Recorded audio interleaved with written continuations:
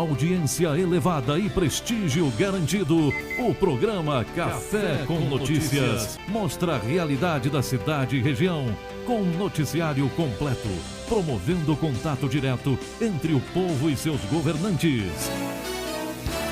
As entrevistas têm diferentes temas, sempre com abordagem educativa, cultural e social. Dessa forma, o Café com Notícias não produz apenas mais um programa de bate-papo com uma autoridade ou personalidade, mas levanta sempre assuntos que sejam de relevância para auxiliar na transformação da sociedade.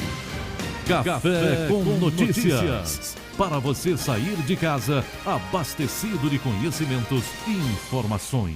Nesta segunda, terça e quarta-feira acontece a apresentação dos jovens que se alistaram para a seleção geral no tiro de guerra. O subtenente Jadson fala sobre o assunto. Deu início hoje, no dia 17, né? E vai se estender na terça e na quarta-feira, dias 17, 18 e 19, a seleção geral dos cidadãos que se alistaram em 2026. Já está marcado o horário para cada cidadão? Isso, cada jovem já tem seu pré-agendamento já estabelecido, né? É só ele confirmar a agenda diária dele, né? No dia que ele tem que se apresentar aqui. Ou hoje, às 7 da manhã, né? 13 da tarde, ou então terça e quarta às 7 ou 13 horas da tarde. Caso não apareça, o que acontece? Então, caso o cidadão ele não apareça, ele vai ficar em débito com o serviço militar, né? E tem uma série de implicações na vida dele pessoal. Vamos falar um pouquinho da importância de estar fazendo essa seleção e participar desse processo. É importante o jovem estar cumprindo com as suas obrigações militares, né? Para que ele não venha ter que pagar multa e também para que ele não venha ficar impedido, né, da realização de concurso público, né, assumir cargos também públicos, também fica impedido de tirar seu passaporte, também ter a sua carteira profissional assinada. Quantos vão passar por essa seleção? Estão previstos passarem aqui 354 jovens durante essa semana. E dá muito trabalho, né? Porque atende cada um, faz aquela pesquisa, aquele trabalho de coleta de informações com cada um. Isso. Durante essa semana, né, nós estamos fazendo aqui a conferência da documentação e eles também irão participar de uma entrevista, né? O processo ele é um pouco demorado, mas aqui eles estarão sendo bem acomodados aqui, né? Tem água, café, para que o jovem ele possa passar por esse processo tranquilamente durante essa semana.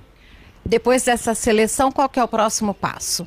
A próxima etapa, né? Aquele jovem que for apto na entrevista vai ser reagendado para o dia 10 de setembro, ele retornar aqui no tiro de guerra para ele tomar ciência da data de sua inspeção de saúde, que vai ocorrer entre os dias 14 e 17 de setembro. Então vamos só deixar aquele recadinho básico, não perder o dia, não perder a hora para não ter problema no futuro. Isso, o jovem seja pontual, né, que nós estaremos aqui aguardando a apresentação dele. Quanto mais rápido, né, mais cedo ele se apresentar, né, mais cedo ele vai sair daqui do tiro de guerra já ciente, né, da próxima etapa que ele vai ter que cumprir. A pesquisa BTG Nexus, que mostra que o presidente Lula e o senador Flávio Bolsonaro estabilizaram com um empate técnico para o segundo turno. Então, o presidente Lula aparece empatado dentro da margem de erro com o senador Flávio Bolsonaro em intenções de voto no segundo turno das eleições presidenciais. No levantamento anterior, que era de 10 de agosto, o cenário era o mesmo. A pesquisa que foi divulgada hoje, né, ouviu 2.003 eleitores por telefone entre os dias 14 e 16 de agosto.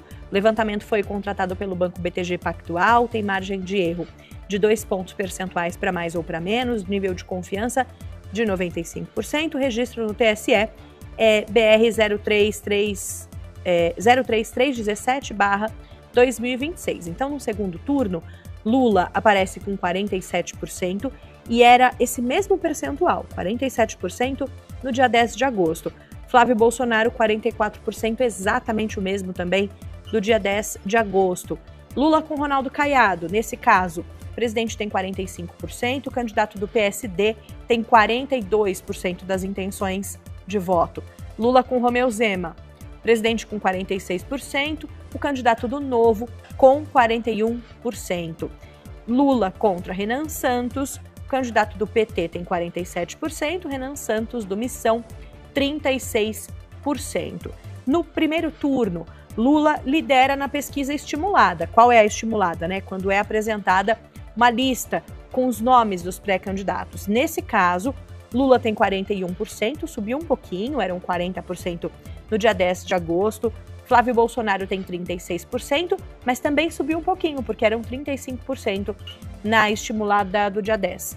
Ronaldo Caiado com 5%, Renan Santos 4%, Romeu Zema também 4%, Samara Martins do UP 1%, Augusto Cury do Avante 1%. Nenhum, né, aqueles que não responderam ou aqueles que disseram que vão votar em branco ou vão anular, 5%. Aliás, nenhum é o que diz que não vai votar, né, ali em nenhum que vai anular. Não sabe ou não respondeu, aí sim, 2%. E os demais candidatos não pontuaram, são eles Rui Costa Pimenta, do PCO, Hertz Dias, do PSTU, Heró Bezerra, do PRTB, Edmilson Costa, do PCB, Wilson Grassi Júnior e Clariana Barão, do DC. Então, a pesquisa espontânea aí, quando é apresentada uma lista com os candidatos. E aí, hein, mano, a gente tem essa estabilização que me chamou a atenção, é que é na exata marca, né? Exatamente. A campanha começa com esse retrato, né? Ou seja, temos uma polarização cristalizada, que é basicamente hoje composta por petistas de um lado, antipetistas de outro. É interessante notar como, no segundo turno, as performances não são tão diferentes assim. Por exemplo, no caso de Ronaldo Caiado, a distância para Lula no segundo turno é de 3 pontos percentuais, né? A mesma distância de Flávio para Lula, só que muda o patamar de votos, né? Lula teria 47 contra 44 de Flávio, mas contra Caiado os patamares caem, né? Vai para 45 a Lula e 42 contra Caiado. Então é interessante notar isso, que a margem é a mesma, então você tem petistas e antipetistas, mas talvez pelo menor nível de conhecimento de Ronaldo Caiado entre a população, você acaba tendo uma diminuição do patamar de votos hoje declarados em segundo turno. O que isso quer dizer? Que você tem mais gente indecisa quando a disputa é entre Lula e Caiado do que quando é entre Lula e Flávio Bolsonaro. Na prática, isso é, portanto, uma chance de crescimento, sobretudo para Ronaldo Caiado, num eventual segundo turno. Por quê? Porque Lula já é bastante conhecido. Então, na prática, a gente chega à conclusão que tem aí uma parcela do eleitor indeciso que votaria em Lula contra Flávio. Ou seja, pela rejeição a Flávio, vota em Lula. Mas não é um voto de convicção, porque ele se dilui quando você muda o adversário e coloca em campo alguém que é menos conhecido. Aí a postura desse eleitor, na prática, é dizer, bom, deixa eu conhecer melhor, talvez eu vote, quem sabe. Então, é interessante notar esse tipo de dinâmica. Mas, para que um segundo turno diferente possa acontecer, é preciso que o primeiro turno tenha modificações, o que, a princípio, parece difícil de acontecer nesse começo de campanha, mas é agora que o eleitor efetivamente vai parar para prestar atenção na política. A gente tem que sempre lembrar que boa parte das pessoas não acompanha o noticiário político no seu dia a dia, né? Tá muito mais preocupada em pagar os seus boletos no fim do mês e fazer com que tenha comida na mesa. Então as pessoas estão preocupadas com os seus próprios problemas. No contexto da campanha eleitoral, essas pessoas vão olhar para o que está em jogo. E aí é possível que consolidem o seu voto, a tendência geralmente é essa, mas também é possível que, ao olharem os debates, mudem de ideia e tentem conhecer melhor algum outro candidato. Então isso pode acabar acontecendo. E quando a gente pensa que tem um voto que é, sobretudo, antipetista, é possível que comecem a entrar em cenário outros raciocínios, para além de quem é o antipetista mais bem posicionado na pesquisa, que é o raciocínio mais intuitivo, mas é possível que o apelo por quem tem mais chance de vencer Lula no segundo turno acabe movendo uma quantidade de votos. E no dia 25 de agosto, a Associação Varginhense de Engenheiros e Arquitetos vai promover um encontro técnico de mobilidade elétrica, evento que visa analisar as necessidades da construção civil para o atendimento das demandas de veículos elétricos em Varginha. Cada vez maior o número no município, os automóveis movidos à eletricidade precisam de instalações para o carregamento de baterias.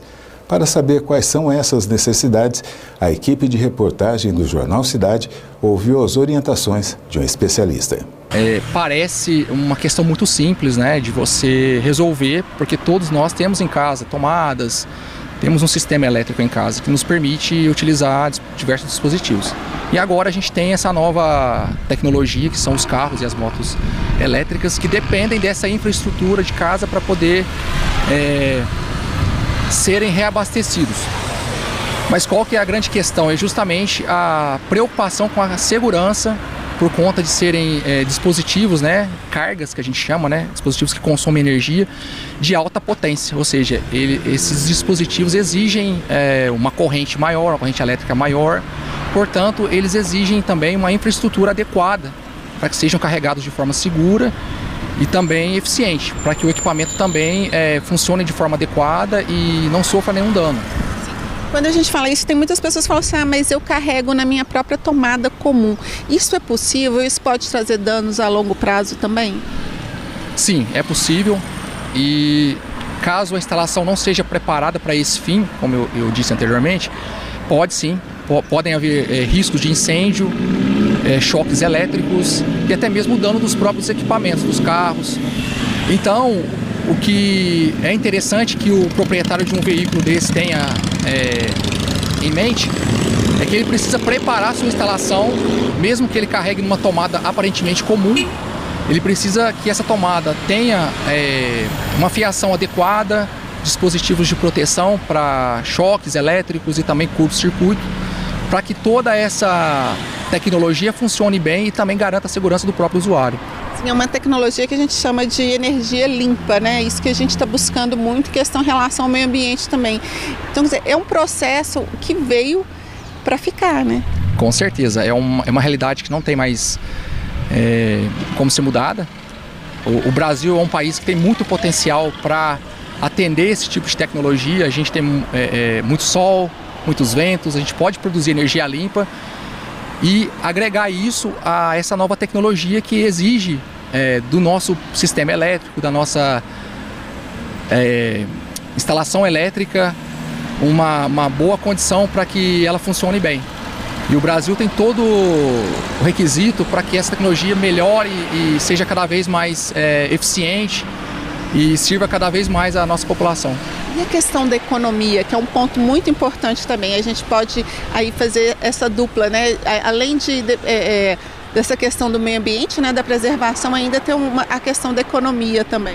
Com certeza. O usuário de um carro elétrico, ele chega a economizar 3 vezes menos do que ele gastaria em combustível. É um fator interessante, econômico, muito bom, mas por outro lado ele gasta em energia elétrica. Então, mas juntamente a isso, a gente tem outra tecnologia que nos favorece, que é a instalação de painéis fotovoltaicos, justamente para produzir essa eletricidade que vai abastecer esse nosso veículo, que vai nos atender no dia a dia.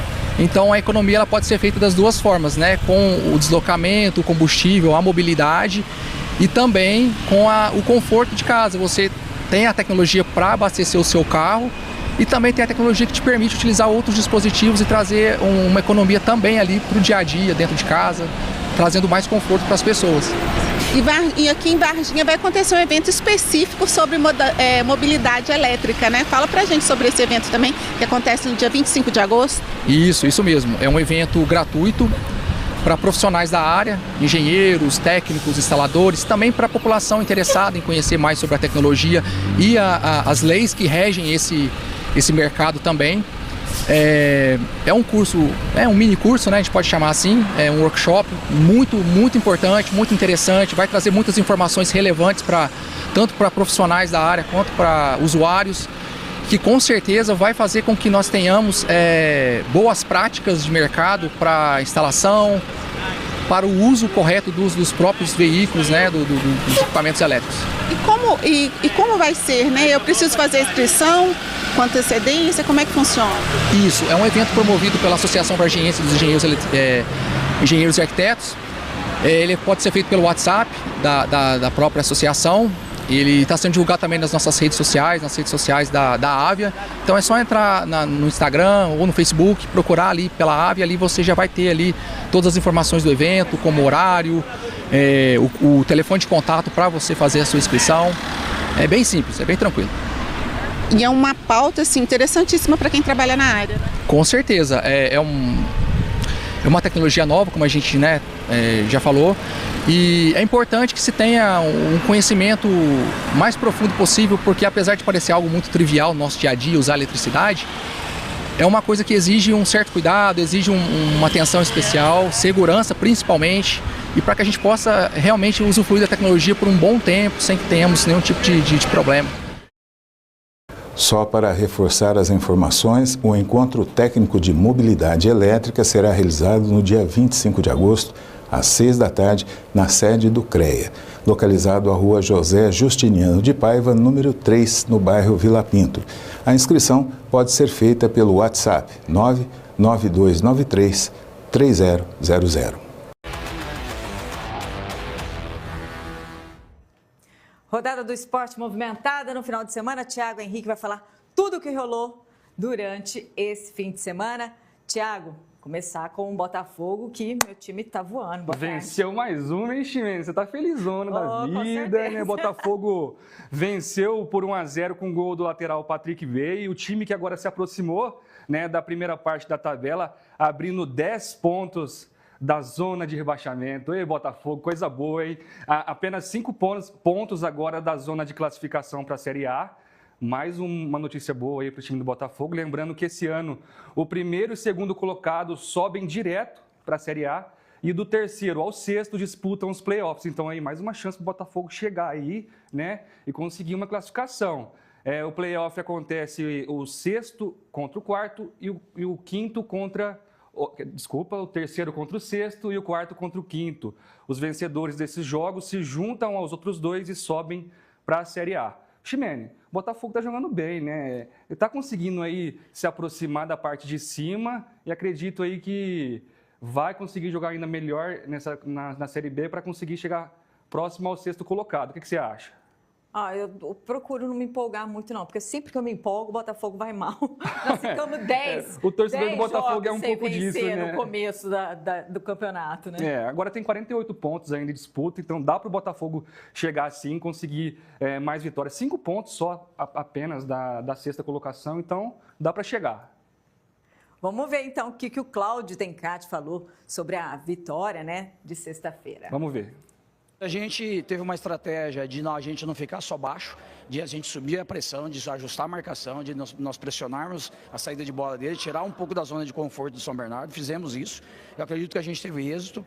E quando a gente recuperava a bola, a gente produziu, jogou. Como você citou, criamos as melhores oportunidades ali no início, né? Fizemos um primeiro tempo melhor. O São Bernardo teve um chute para cima, depois um do lado que passou, mas nada que levasse perigo para o Vitor, então o time estava bem equilibrado.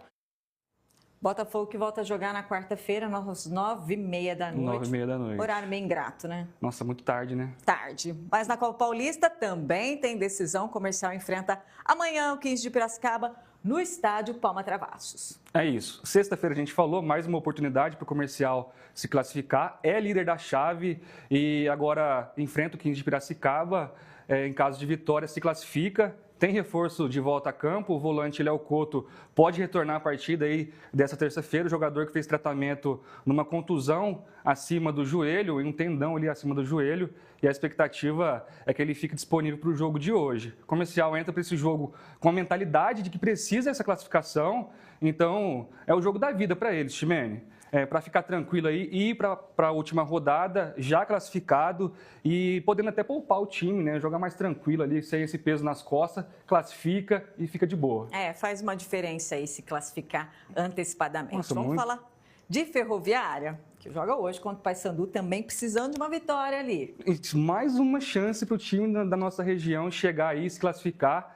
É um jogo muito importante no estádio Fonte Luminosa, jogo válido pela 17ª rodada da Série C do Campeonato Brasileiro. A partida acontece nesse momento decisivo, né, Chimene? O time é 9º colocado com 24 pontos, chega pressionado por essa vitória e também por uma vaga, né, entre os 8 colocados. É um confronto direto. O Papão, Paysandu, está com 2 pontos a mais, ocupando a 4ª colocação.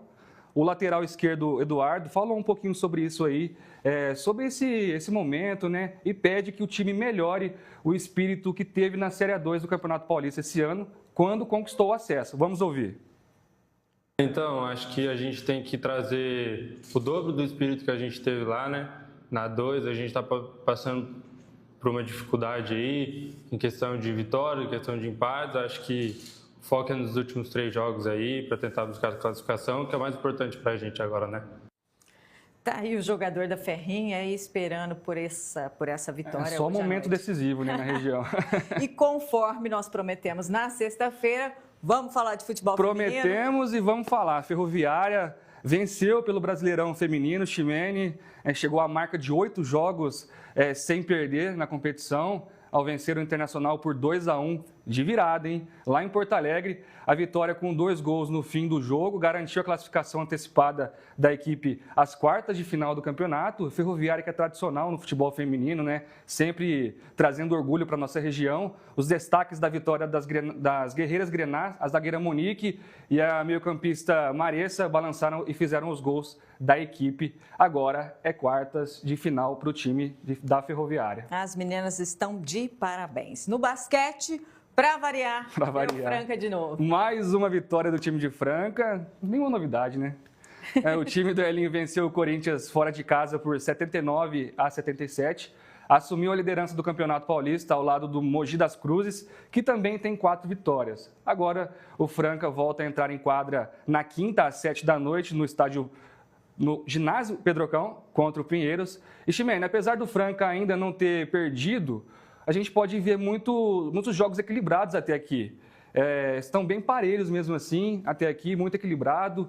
Todas as vitórias muito apertadas. Dito isso, Franca, basquete 100%. É isso, Thiago. Eu agradeço a sua participação aqui conosco. Até sexta-feira, hein? Até sexta-feira. Obrigado. Tchau, galera. O ensino médio é um dos períodos mais complexos na vida de um estudante. Primeiro, porque exige a intensificação dos estudos em preparação para o Enem e vestibulares. Depois, porque antecede o momento de uma das decisões mais importantes da vida profissional, a escolha do curso superior. Para contribuir com essa orientação vocacional, o campus da Unifal de Varginha recebe alunos da cidade e região para apresentar as opções de graduação oferecidas pela instituição de ensino em nosso município. O programa Unifal para Você abriu as portas do campus de Varginha para estudantes do ensino médio. A iniciativa tem o objetivo de apresentar à instituição os cursos oferecidos e promover a integração entre alunos e a universidade. Hoje nós estamos recebendo todas as escolas, principalmente do ensino médio, mas também são bem-vindos alunos do ensino fundamental, Varginha e região. Fizemos uma divulgação ampla, em comunicação com todas as diretoras e diretores. Então, escolas públicas, escolas privadas, todos bem-vindos. A intenção é que a gente receba o máximo de alunos possível para apresentar os nossos cursos. E a gente vê que tem os estandes, né? Os estandes são dos cursos, dos alunos que já estão estudando aqui na universidade, que estão passando as informações. Como é que está funcionando? Tá. Os estandes nós separamos para apresentação dos cursos, tanto dos cursos de Varginha quanto dos cursos de Alfenas e Poços de Caldas. Então a gente tem um estande para cada um, não são todos, mas tem uma amostra boa aqui. E nas salas de aula, em todo o campus, a gente distribuiu oficinas, palestras, dinâmicas, apresentações com atividades que a gente desenvolve aqui no campus. Então, ensino, pesquisa, extensão, atividade de monitoria, as mais diversas atividades. A gente vai ter uma apresentação de música também dos professores daqui, atividades culturais desenvolvidas pelos alunos. Então a ideia é pincelar um pouquinho de tudo que a gente faz aqui dentro para a comunidade, ao redor, conhecer. Isso é importante, né? Porque o aluno ele consegue entender qual que é o processo, o que ele vai ter e como ele pode definir também a sua futura profissão. Com certeza. A ideia também é explicar como entrar na universidade pública, né, gratuita, de qualidade, e também divulgar o nosso vestibular próprio, porque tem como entrar pelo Enem e pelo SISU, mas também tem a modalidade do vestibular próprio, que as inscrições estão abertas até dia 27 de agosto, que aí pode se inscrever diretamente para o curso aqui da Unifal. E aí é uma forma também de facilitar a entrada direcionada, né? Os estudantes têm a oportunidade de conhecer melhor as possibilidades oferecidas por uma universidade pública de qualidade.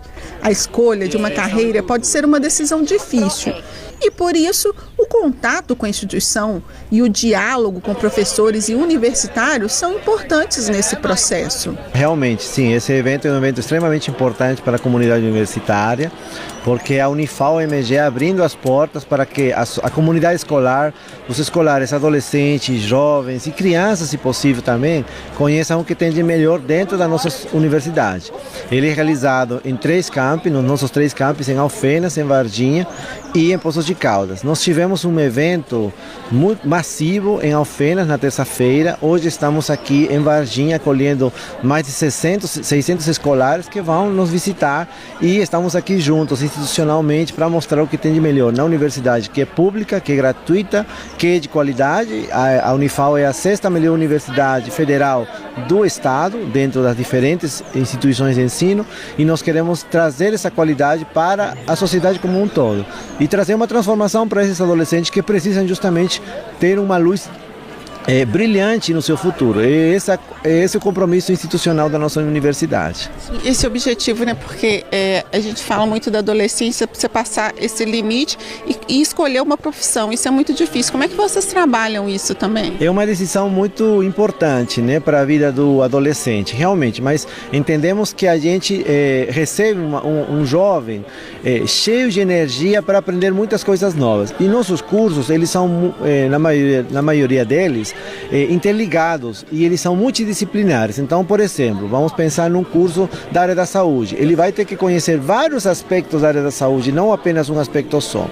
Então, ele vai acabar descobrindo formas de entender aquela área do conhecimento de uma forma muito integrada. Além disso, quando o aluno entra na universidade, ele tem várias oportunidades para conhecer diversos universos do conhecimento. Por exemplo, ele tem possibilidade de fazer monitorias, por exemplo, ele tem capacidade de fazer estágios, ele tem capacidade também de fazer iniciação científica e, se possível, se destacar entre os melhores, inclusive receber bolsas de apoio, bolsas de auxílio financeiro, para ele para ter um sustento e uma vida melhor, dedicada integralmente ao estudo. Essas bolsas, elas são pagas, obviamente, dentro de editais muito concorridos dentro da universidade, onde os primeiros lugares eles ganham essa possibilidade de apoio financeiro justamente para dar destaque e valorizar esse esforço que eles têm a cada área que eles desenvolvem. Então, a Unifal de portas abertas. Totalmente. E não é somente de portas abertas para, entendemos, né, para os escolares, jovens. Qualquer pessoa pode vir para a universidade. Podemos ter pessoas que, inclusive, nós tivemos um fato inédito, muito importante esse ano, entendemos que até histórico. Em Alfenas nós tivemos um evento e abrimos o horário no horário noturno. Ou seja, os escolares do ensino noturno, muitas vezes que eles trabalham durante o dia, que eles somente têm horário, eles também têm direito de ter acesso à universidade pública gratuita de qualidade e por isso nós tivemos essa disposição. Gostaríamos nos próximos anos também ter as portas abertas nesses horários, nos finais de semana e, por que não, qualquer dia que a sociedade queira conhecer. Então eu só posso recomendar, vem para o Unifal, vem para transformar a sua vida e fazer do seu futuro um futuro bem melhor. Rafaela cursa bacharelado em Química na Unifal e destaca como o evento pode ajudar os estudantes a conhecer melhor os cursos e encontrar uma área com a qual se identificam. Então, a gente decidiu trazer um pouco dos contaminantes emergentes que estão muito presentes no Mar de Minas, que é o Lago de Furnas, né, conhecido como Lago de Furnas. E, em específico, a gente trouxe o contaminante emergente, que é um corante, ele é o azul de metileno. E como aqui ao redor tem muitas indústrias têxteis e esse corante está muito presente nas calças jeans, a gente resolveu trazer ele como demonstração para as pessoas entenderem e como é difícil tirar ele das águas. Então a gente demonstra como é um processo correto para tirar da água, porém é um processo que os lugares de saneamento não estão fazendo por ser um processo mais difícil. E essa apresentação que vocês fazem aqui para os estudantes, você acha que vale a pena? Eles ficam interessados no curso? Como é que funciona? Você que é estudante aqui, como é que você se interessou por esse curso? Então, química não é uma coisa que chama muita atenção normalmente, mas eu sempre achei legal porque é uma coisa que fala da vida, né, do cotidiano, é algo que sempre está presente. Então, muitos alunos, quando passam aqui, eles acham que vai ser uma coisa mais de cálculo, uma coisa mais assim, mas quando a gente demonstra que a gente consegue realmente mudar algumas coisas que precisam para evoluir, eles ficam bem interessados, na verdade, sim, e acho que é bem legal trazer isso para eles verem, sabe? Em Varginha, a Unifal oferece os cursos superiores de Administração Pública, Ciência e Economia, Ciências Atuariais, Ciências Contábeis, Ciências Econômicas com ênfase em Controladoria e também Direito. O ingresso na instituição pode ocorrer através do SISU, Sistema de Seleção Unificada, que exige a realização do Enem, mas também o vestibular, que será realizado no dia 11 de outubro.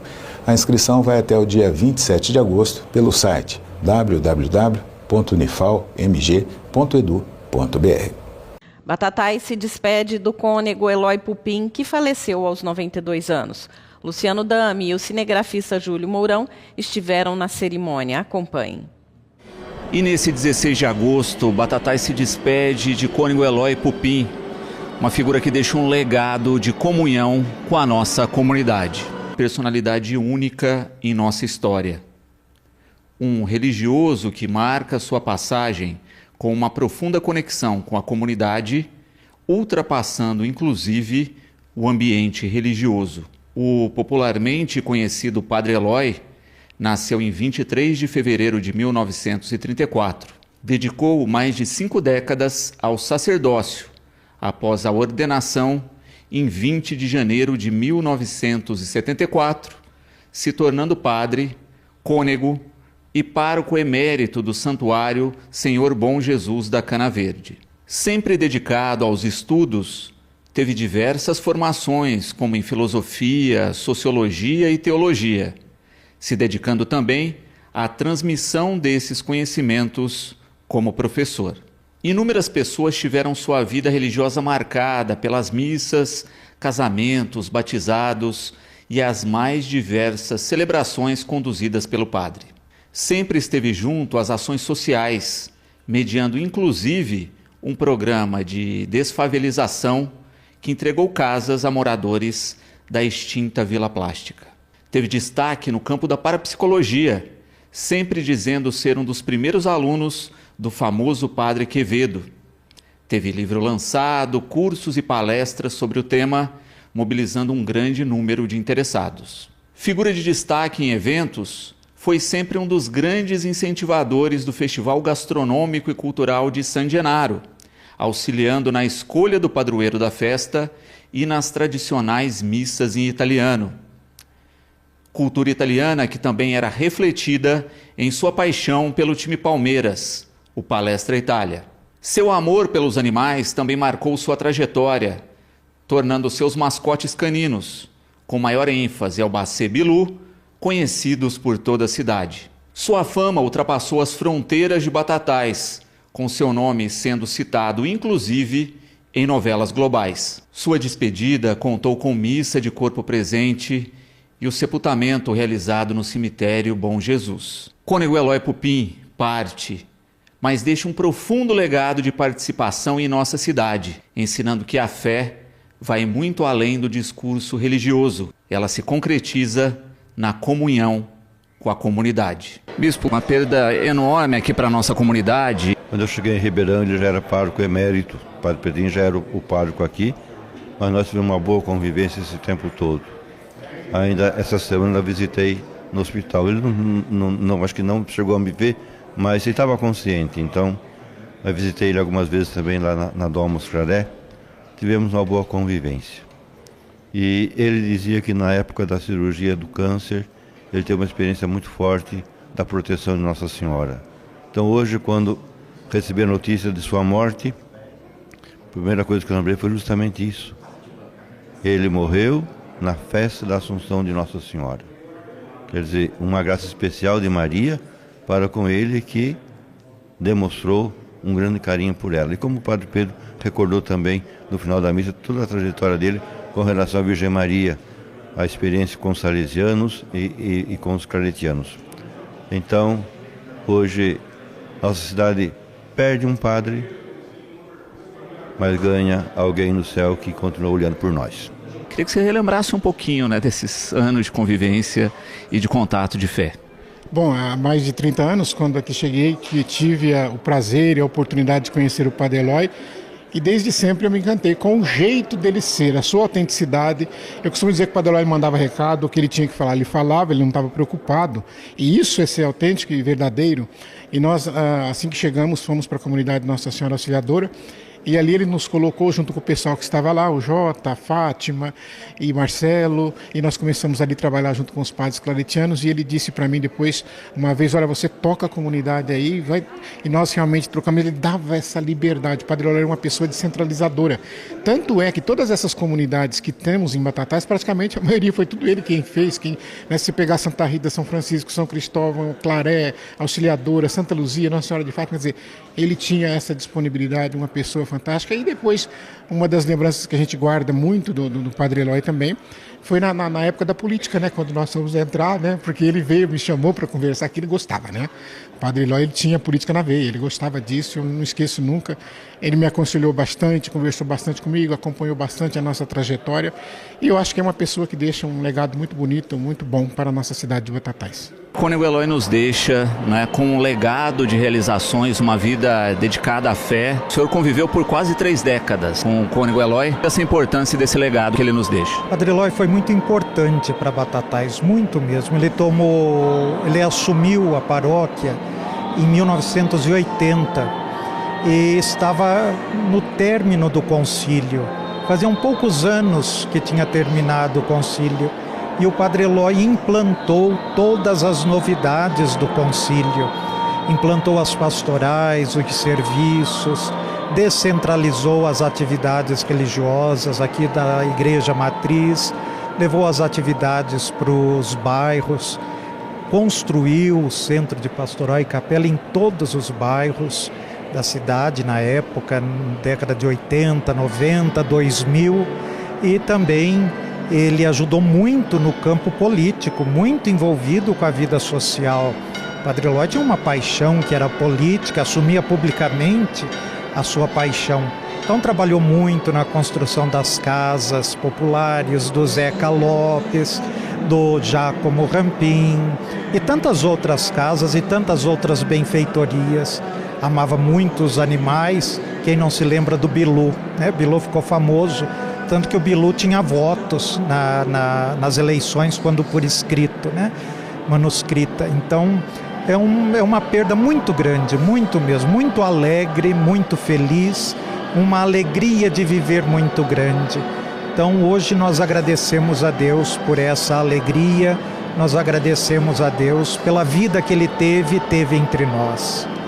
E sempre teve uma fama de bravo, mas sempre soube delegar, não é, padre? Tanto que a gente percebe isso, toda a estrutura das comunidades religiosas hoje da cidade tem a mão dele, inclusive nas indicações, em delegar, em fazer essas comunidades surgirem.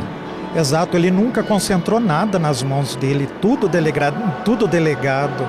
Em todas as comunidades havia um conselho, havia uma equipe que trabalhava para a comunidade. Ele apenas coordenava, ele direcionava os trabalhos, mas foi ele que direcionou e todos coordenaram e todos participaram. Tanto que quando eu cheguei, ele delegou os serviços pastorais para mim. Ele disse, eu vou apenas orientar. E assim fez. Foi também nas escolas que deu aula, ele orientava, um grande professor, amava o magistério, tanto 2 mestrados. E hoje agradecemos muito a Deus por ele, muito mesmo. Bem, na programação aqui da sua FM Capital e também mais informações você tem no paginabrasil.com a respeito dessa paralisação, né? E também no Capital, meio-dia, às 12 horas. Seu Sérgio Cruz, hoje é terça-feira, algum recadinho? Tem sessão na Câmara Municipal, começa às 9 horas com transmissão ao vivo da viamorena.com e paginabrasil.com. E às 12 horas e 40 minutos. 12 horas e 40 minutos estarei eu na internet. Eu na internet, eu sou um velhinho multimídia. O velhinho pop. Às 12h40, velhinho pop. Sérgio é pop. Viamorena.com. Viamorena.com, 12h40. Dito isto, nada mais à venda atrás. Tchau, Pica-Pau. Meus amigos, chegamos ao final de mais um Tribuna Livre. Amanhã um novo encontro marcado a partir das 6h45. Fique agora na companhia da TV Brasil.